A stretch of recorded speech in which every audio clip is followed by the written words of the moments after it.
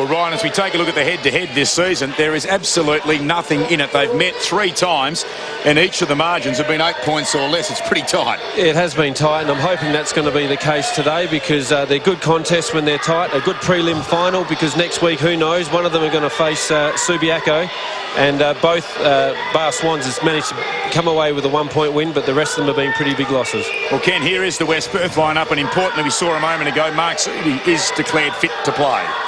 Yeah, well, Mark Seavey's been, he's an important asset to them. But the other things you look at there is that you got Longmuir forward as well. He's a very, very important player for them as well. Lacroix will play forward, but he's named back there. I mean, he was very good in the last round here against Duchamel in the last round of the year. In that very close game. Duckworth's an exciting prospect. Kicked some goals late in the season as well for them. So, and of course Campbell, who's again another really exciting prospect forward for WPerth. You know, he's AFL player and played with the Dockers late in the season. Well, let's have a look now at the list for Swan Districts, and as Ken mentioned, no Michael Johnson, no Lang. It makes it tougher. It certainly does, and some of their forwards have really got to stand up today. Geepan, Yaron and Tony Knott, 30, 34 and 27 goals they've kicked respectively during the year, so they've got to kick goals today for them to win. But even their backs have got to be really strong on their opponents. McKinlay on Campbell. Nat Nui will get Lacroix. Lacroix is very good in the air, so he has to be right up on him. And then in the midfield, you'll have a good shootout between Roberts and Pearce, and I'm looking forward to seeing how Spanderman handles Seabee. I think the concern is, we spoke to Brian Dawson this morning, they lack a bit of height down the back, so they're forced to play him. I think ideally they'd like to play him in a more attacking role on ball. We'll check the benches at the first break in play, but we're underway here in the WAFL preliminary final. One down on the middle by Spanderman. Roberts goes to ground. Gathered here by Knott. Knott long towards full forward on the lead and under the chest. Remote taken there by Geepan, who spent a lot of time down back last week, despite the fact that he's kicked 29 goals this season. Yeah, well, he did play back last week. He started down back. He started down back and played the majority of the day down back. So to push him forward, well, I suppose they had to do when they've lost Johnson. So good start by the end. Great kick there by Knott. Dream start for Swans. If they can get the early goal and holds its line, they do get it. And there'll be 4 Swan Districts fans, or at least players, clapping down on the bench as well. Todd Ridley. Yeah. Flay goes now towards the defensive 50, out of sight. Lascott hit on the chest. Clayton Lascott spent some time on the North Melbourne list. Never played AFL senior footy. He's turned it over. Chris Smith the mark at centre half forward. Smith now comes out towards left half forward. It was a good kick. Pullman the mark. Probably within range. The man on the mark, 48 metres out. Aided by the breeze, so he should go back and have a shot. Yeah, he's a big lad. We mentioned that last week, and he actually kicked an early goal last week in that game as well. And he ended up kicking a couple, I think, for the game. Didn't he? Yeah. You have to say it's a 50-50 chance here. 9 goals, 9 behinds this season, and he's now in positive territory. His 10th goal, Swan Districts lead 2-0. Gave it off towards the teammate in Davis, and now stole it. Selicic picks the pocket, one bounce. The captain on a tight angle goes for the team-oriented central pass. Longmuir with one hand couldn't mark. Hand pass comes out in favour of Lascott. Well done by Gobbles, equally well done by Lascott. They got their first goal at the 10-minute mark. And Clayton Lascott has started the game very well. He's been getting his hands on the ball in the midfield a fair bit, and he's capitalised there. Just got himself front and square to the contest, and that's what WPerth needed, just to generate a bit of excitement. Was actually Duckworth who kicked the goal? Was it Duckworth? Yeah, I think it was. Burns marks on the outer wing. Told to play on. Pokes it short, wide to the boundary line, and finds his skipper, Selicic. Selicic now hugs the boundary line as well and finds his target in Duckworth. Duckworth now goes quickly on, strikes come onto the ground, and he gets his first possession. Just beyond 50. He spears it low now to Longmuir on the chest. Good ball movement into the forward 50 for WPerth, and now they're starting to get a bit more penetration into their forward 50 with purpose. Smart play just to quickly wheel around, and Longmuir just good hands, whether it's down low to the ground or high in the air. And this is one guy that they don't want to get his tail up early, because if it is, he's hard to stop. Last time he played here, round 23, kicked 6 goals in the second half against East Fremantle. He's got his first here, and it's a soccer scoreline. After 12 and a half minutes, it's 2-all. Veteran Atkinson, 55 games. Well, third season. Okay. He's playing against a lot younger opponent. Pullman's playing in, what, today? Game number 14. Yep. Boundary throw in. Good player. Knott wins it over beautifully. Shot on goal here by Deepin. He's got his second. And for the caller on Saturday Sports Talk this morning, I reckon that was a check side. It was almost a banana. He wasn't completely front onto the goal line, but Swans break the deadlock. They lead by 6 points. Yeah, no, that was a very good goal by Geep. And as we said, he played back last week, and well, he's gone forward this week and kicked a couple of early goals, so pretty handy. Burns plays on to his own advantage. A couple of unguarded West Perth players. Coon and the ruckman marks. Links up with Crossland. He goes to Lascott. He can mark and play on. Gets away from Taylor. Left foot kick is pretty ordinary. Grubbers up to full forward. That's where Seaby's resting at the moment with Coonan on the ball. He hand passes to Salisic. Left footer almost goes up and down on the spot. Is it 15 metres? It is. And the mark has been taken by Clayton Lascott. Well, he was involved in the movement of the ball into the forward 50, and he's gone deep towards the goal square and actually come out and marked it from out, almost moving out from the goals. Improves the angle by 20-odd degrees, feeding it inboard to Salisic. Yeah, well, what actually Garth Taylor was running with Lascott when he got the first possession and just didn't go all the way with him, which allowed him to get free and mark uncontested and set the ball up here to Salisic. Looking to level the scores, the skipper. He starts it right, brings it back on the breeze, read it beautifully. 20 points apiece as we're 2 minutes into time on in the opening turn. Top. Roberts ran into a brick wall. Wolfenden's got his back to goal. He chips it back to Knott. Doesn't mark it, but he's got plenty of time. Thumps it long towards centre half forward. Yaron's in front and he takes the mark. Nipped around in front of Dion Fly. He was good last week in that same sort of area. If you can get the ball in quickly with Yaron and the ball drops short, he's quite quick off the mark and he gets away from his opponents really well in that situation. He did it again just then. 3 goals, 5 last week. He saw a lot of the footy, but didn't ice the cake. From right on 50 metres, this one is gun barrel straight. Swans break the deadlock almost on the quarter-time siren. 26 and a half minutes travel. Yeah, Callum Chambers has been very quiet for the start of this game. Smith has held well. Spanderman wins it down, almost dropped it immediately off the palm onto the boot. Seaby's hand pass ineffective. Going in Lascott, pulled off his kick. Trying to create a path for his teammates there was Toomey. He did well, allowed Robinson to get a hand pass to Barros. His kick not great. Picked up by Guadanin, rode the bump, hand pass to Duckworth, and it's the telescopic arms of Campbell. Again, though, he had 6 metres on Nic Naitanui. That woman can barely watch at the moment as Campbell's going to line up on goal. Well, Naitanui was starting to back towards the goal line. He was picking it as going to be a long kick, and that's what a smart player will do, is spot up the player that's sagging off, and that's what they've done here with Campbell. That's 20 seconds, Kiwi, 20 seconds. Campbell's kicked 34 goals from his 15 appearances at WAFL level this season. He reads the cross breeze, and it's a 1-point ball game. 4.5 minutes into the third term. Strike, working in a confined space, slaps the ball after he lost it along the ground to Duckworth. Back to Guadanin. Now the busy Lascott. 55 out. Hand pass to Hill. Hill by hand now to Seaby. Seaby hooks it to full forward, and Naitanui has given away the free. So he's still possessionless, and worst of all for him, he's going to concede another goal to his marksman Adam Campbell. He's only 10 metres out. Mate, hands clearly in the back, mate. You heard the umpire there. The umpire claims his hands were firmly his back, and there it is. You can just see down low, he's just edged him out. And this will result in a certain second goal for Campbell. In a matter of 2 minutes, Campbell has 2. And West Perth have the lead. Now Doolan.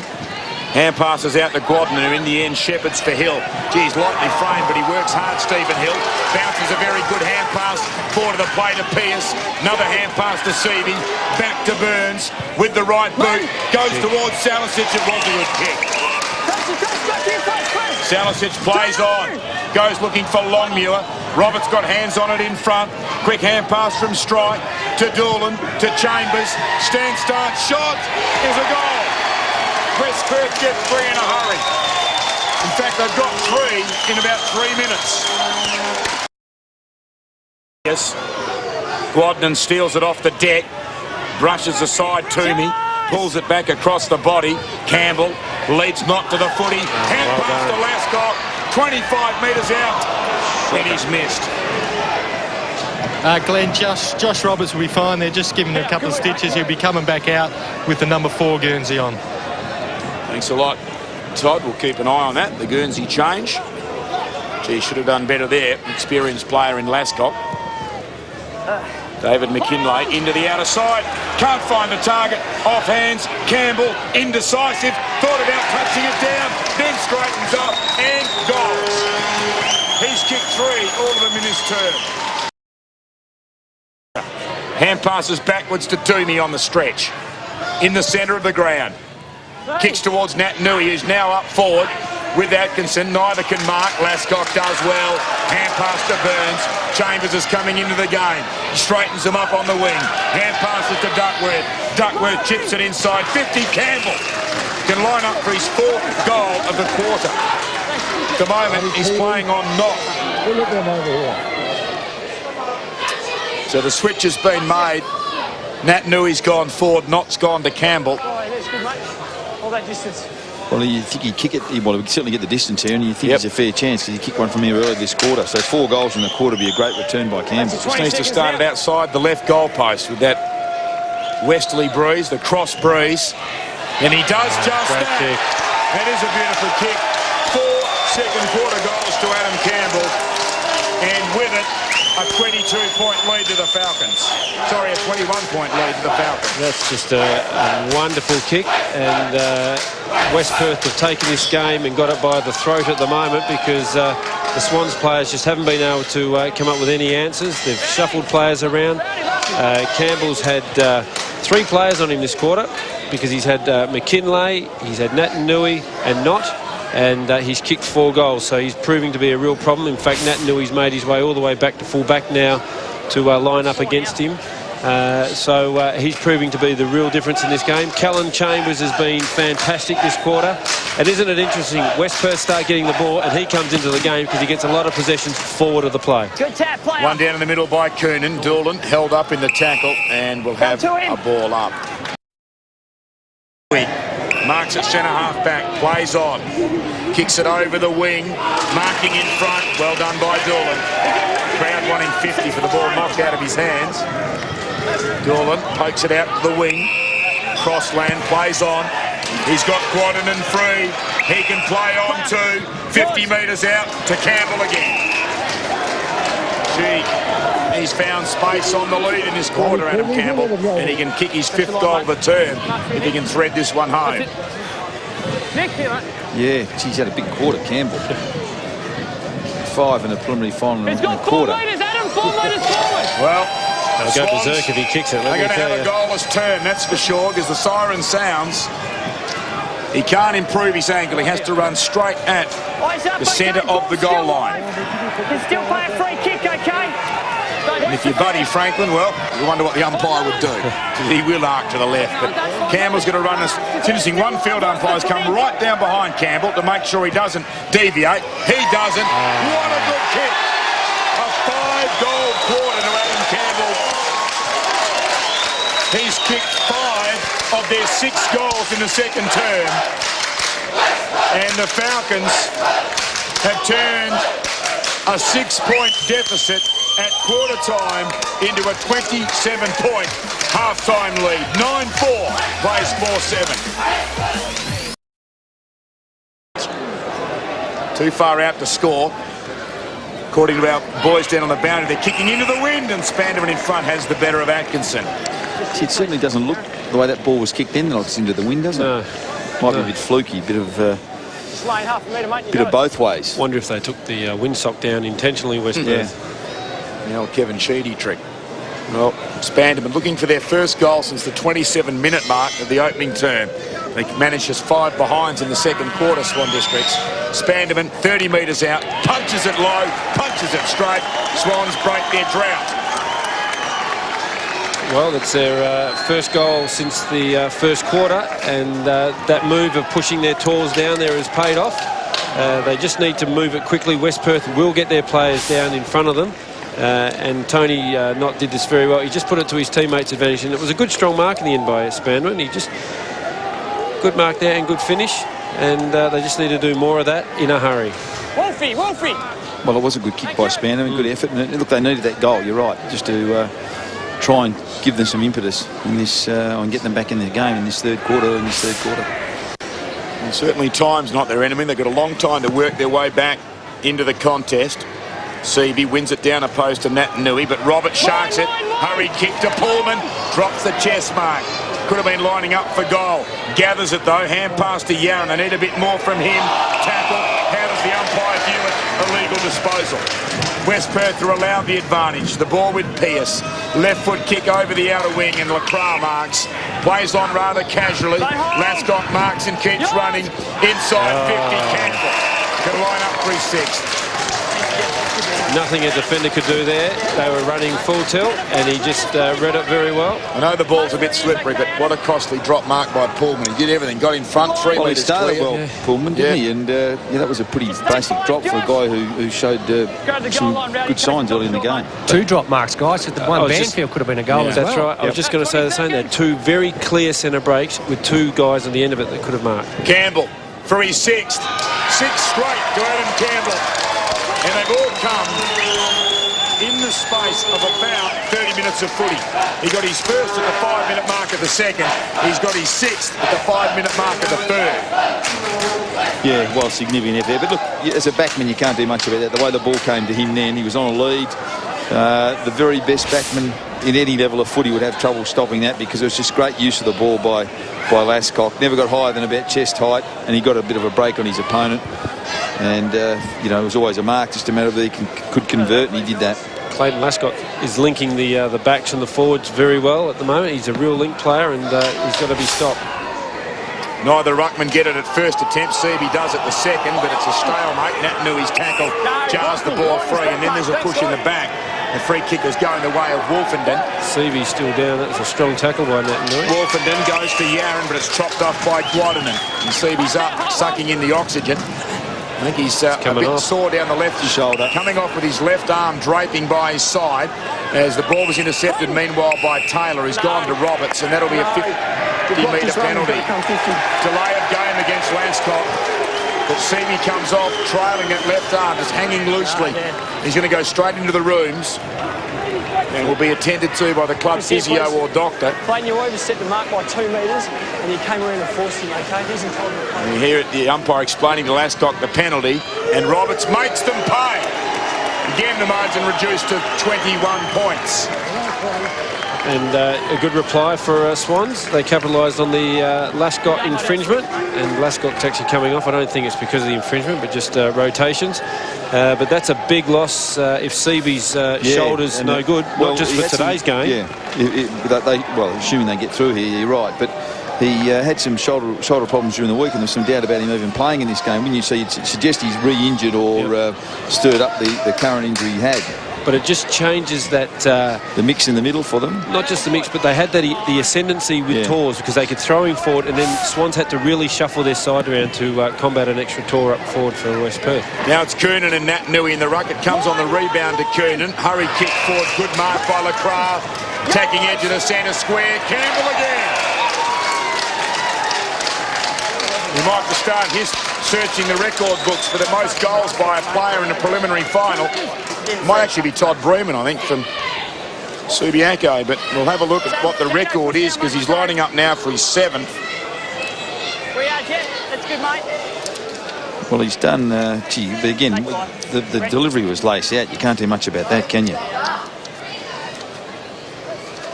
The bad news is I don't think our Media guy tells us from the commission, and he's got 7. 7 straight.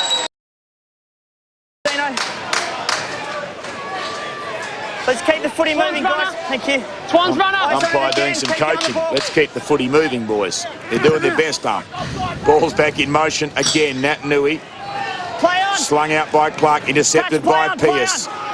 This is Gobbles. Has his back to goal. Concedes ground to Doolan. Hacks it back inside 50. Almost a mark to Pearce. Taylor on the deck gathers. Hand pass too slick for a couple of Swans players. Pearce shocking by McKinlay. Then almost fell into the back of Van Berlo. And Longmuir snaps his second. Oh, David McKinlay needs a shovel. That was shocking defensive footy then, trying to grubber it off the ground with his boot rather than bend down and pick it up. Hand passes to Spanderman. Good pick up by the big man. Goes to Michael McKinlay in the middle. In fact, it clears him. Robinson gathers. McKinlay to Shepherd. Robinson spears it low. Naitanui, 15 metres out. Hand pass to Yaron. Stand start. They do get their third of the quarter. Yaron gets his second of the game.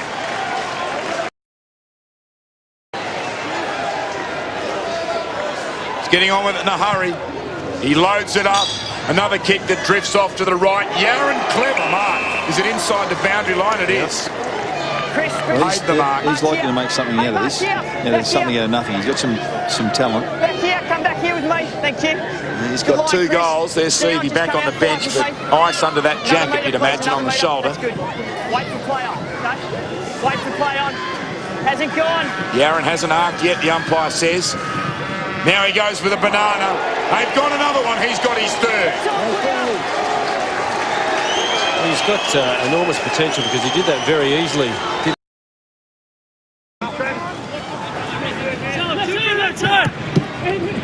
David McKinlay wins it down. Hickley gets away from Doolan. Kicks deep towards half forward. Oh, good mark to Yaron.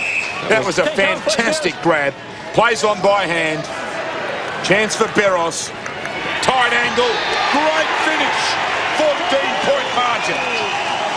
Well done, Shane Barros. He's had a very ordinary game, to say the least, and that could be harsh, but he spent more time on the bench than on the ground, and to kick that goal there is a very important goal for Swans. How good was that grab by Yaron? Sensational. Wonderful. Wasn't it? Well, he's got some talent. Barros has had 3 kicks and 2 handballs for the game, and now added a goal to that, so certainly hasn't had much impact on the game, but that goal there has come at a very critical time and could just aid in them going into the last quarter with a little bit of hope. The only team that's beaten the defending Premier Subiaco this season, and they did it by just a point at Bassendean. Coonan wins the ball over his shoulder, taken by Josh Pearce, a left footer, high towards half forward. Strike in front, off hands to me. Gee, I would have thought grabbed by Gwadman when not in possession. Gwadman gets the footy, hand pass to Lacroix. This will hurt Swan Districts, shoots and hits the post. She nearly knocked it over. Should have kicked that. Should have kicked it. Wolfie, come out. Wolfie, come out. Wolfie, come out. He has just the 2 behinds, Brent Lacroix today. 50 metres. Well, that will actually be more than 50 because the kick will be taking a defensive edge at the centre square. It's the rule. Well, that's not 50, is it? No. Well, no. From the edge of the top of the square? Oh, yeah, it's 50. I reckon it's about 50. Tax. It's about 55 metres. Plus tax. Flying. Tackle. Loses it. Holding the ball. Banfield's free. And 50. Oh. Dear, oh dear, oh dear.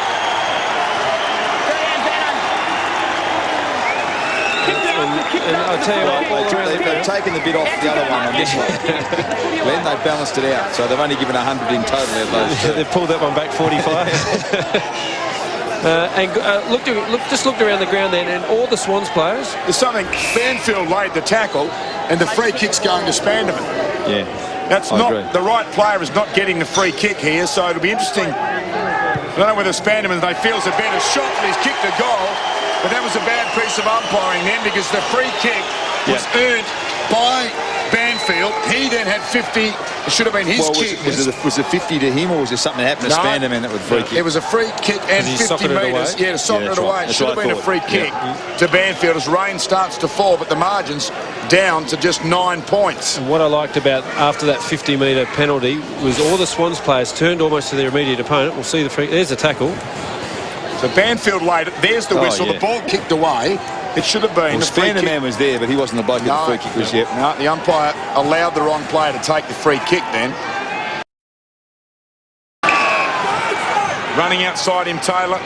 Stand-in skipper in the absence of the injured Lang today. Pokes it towards 50. Good kick, good vision. Mark taken by Toomey. Gives to Roberts, and he gives it back to Roberts. Roberts was the initial link in the chain in the centre circle. 4 more possessions, and he'd worked his way into a gap 40 metres out. Gee, they've actually taken the bit between the teeth against Swans, haven't they? They're playing some impressive footy again. They looked out, gone at in the second quarter. Well, they're not gone now. They're down by only 3 points. It's game on now, that's for sure, because 5 in a row. They've kicked the last 5 goals. And good on them. Will Burns have a game to remember on the milestone? He goes in towards Chambers. He's been quiet today, Callum Chambers. Chance here for David McKinlay. Gives it to Chris Smith. Puts pressure on the WPerth defence again. In front is not. Good Great grab. Good mark. Great grab. He hasn't kicked a goal all game, and here's the chance for him to put Swan Districts in the lead. Yeah, he's kicked 2 behinds. He's 2 shots have been 2 points have been from set shots, I think, as well. Strike, push out, please. Swans lost the lead at the 8-minute mark of the second quarter, and they haven't got it back since then. Tony Knott starts it right. It bends back, and the boys from Bassendean are back in front. WPerth fans not as happy as they were earlier in the game. Light drizzle starting to fall again. Coonan leaning over, wins it down. Chance for Salicic. Can he come up with a captain's goal? 15 metres out. They're back in front. He gets his second.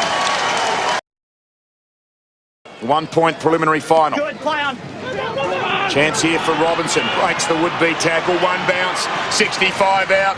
Long towards full forward. Hill is back there. Fists it away. Yaron over the back. Can he get it? He can't. Goes to ground. He's back.